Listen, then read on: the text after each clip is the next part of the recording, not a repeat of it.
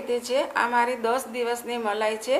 એને મેં બહાર જ કાઢીને એમાં છાશ ઉમેરીને મેળવણ નાખી અને મેં એને 8 કલાક સુધી રહેવા દીધી હતી। એટલે આવી રીતે જામી ગઈ છે। અને જામી ગયા પછી મેં એને 7 કલાક ફ્રીજમાં મૂકી દીધી હતી। હવે એને બહાર કાઢીને એમાંથી માખણ બનાવીશ અને માખણમાંથી ઘી બનાવીશું। આ મલાઈની તો તપેલી ભરેલી છે એટલે આપણને ફેરવતા ન ફાવે ને, એટલે હું આને મોટી તપેલીમાં ટ્રાન્સફર કરી દઈશ।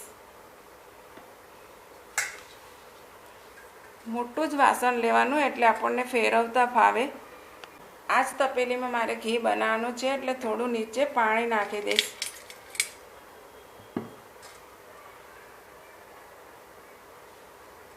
હવે આપણે આ મલાઈ આમાં ઉમેરી દઈશું।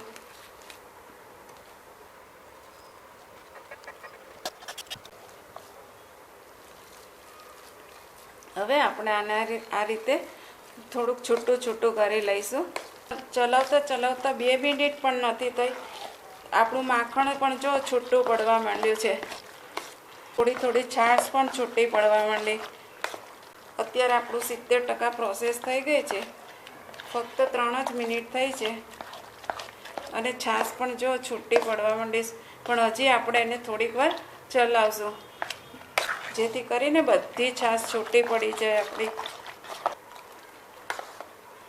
સરસ આપણું માખણ બની ગયું છે અને છાશ પણ છૂટી પડી ગઈ છે। પહેલાં આપણે આ છાશ છે ને એને કાઢી લઈશું, પછી પાણી ઉમેરીને આપણે ધોઈ નાખશું માખણને। મેં એની એ જ તપેલી લીધી છે। પહેલી વખતમાં જ આપણે જેટલી છાશ નીકળે ને એટલી ટ્રાય મારવાની, નીકળી જાય ને એને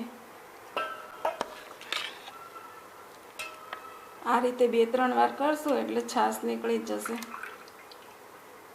માખણને હવે ધોઈ લઈશું। આ મેં માટલાનું જ પાણી લીધું છે। બહુ ગરમી હોય ને તમારું માખણ ઢીલું થઈ ગયું હોય તો આપણે ફ્રીજનું પાણી પણ લઈ શકાય।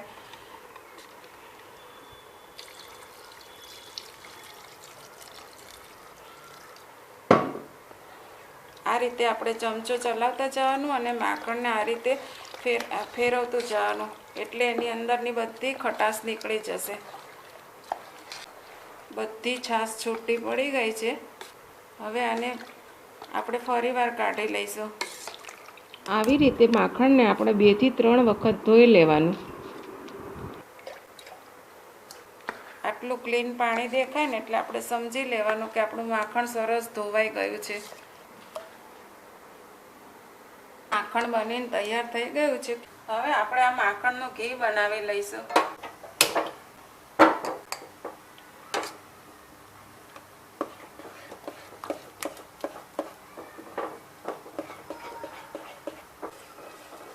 આને થોડીક વાર સતત ચલાવતા રહેવાનું એટલે નીચે ન બેસી જાય। આપણે છાશનો ભાગ ન રહ્યો હોય ને એટલે ઉભરો બહુ નહીં આવે। જો છાશનો ભાગ રહ્યો હોય ને તો ઉભરો પણ આવે છે ને કીટું પણ વધારે નીકળે છે।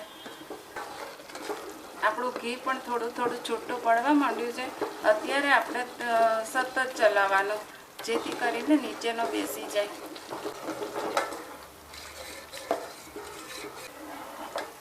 આપણું ઘી બનીને તૈયાર થઈ જવા આવ્યું છે। કોણી પણ જો બધી છૂટી પડી ગઈ છે। આપણને સુગંધ આવવા માંડે ને એટલે આપણું ઘી બની ગયું સમજી લેવાનું। ઘી બનીને તૈયાર થઈ ગયું છે। જો દળિયા પણ નથી ચોટ્યું, બન્યું છે ને એકદમ પરફેક્ટ। આપણું તળિયું પણ એકદમ ચોખ્ખું। આપણું ઘી થોડું ઠંડુ થઈ ગયું છે। હવે આપણે એને ગાળી લઈશું।